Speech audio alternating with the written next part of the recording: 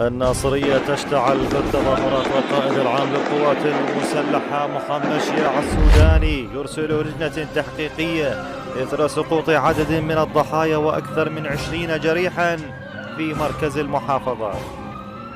السوداني يهدد بمحاسبة كبار المسؤولين ويقول: لدينا وقفة خاصة معهم وسيحاسبون. باقي تظاهرات تشرين لم تنتهي بعد بالناصرية، حيث تشهد المحافظة اليوم احتجاجات تركزت على توفير فرص العمل وتقديم الخدمات الأساسية، حيث أفاد مراسل وكالة نيوز الإخبارية بارتفاع حصيلة الضحايا والمصابين في تظاهرات الناصرية بإصابة أكثر من 20 متظاهر واستشهاد ما يقارب الثلاث خلال صدامات مع الجيش العراقي، مبينا أن التظاهرات انطلقت احتجاجا على عدم توزيع قطع أراضي سكنية لجرح التظاهرات التي انطلقت على مدار السنتين الماضيتين.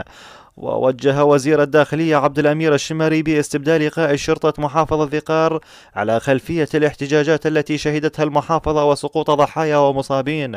وقالت وزارة الداخلية في بيانها إنها تنفيذا لتوجيهات القائد العام للقوات المسلحة، وجه وزير الداخلية عبد الأمير الشمري باستبدال قائد شرطة محافظة ذقار وتعيين العميد مكي إشناع بدلا عنه. وأعلنت خلية الإعلام الأمني من توجيه رئيس الوزراء والقائد العام للقوات المسلحة محمد شياع السوداني بإرسال لجنة أمنية للتحقيق بأحداث تظاهرات الناصرية. وقالت الخلية في بيانها إن القائد العام للقوات المسلحة وجه بإرسال لجنة أمنية عليا إلى محافظة ذقار لإجراء التحقيق في حادثة سقوط ضحايا من المتظاهرين.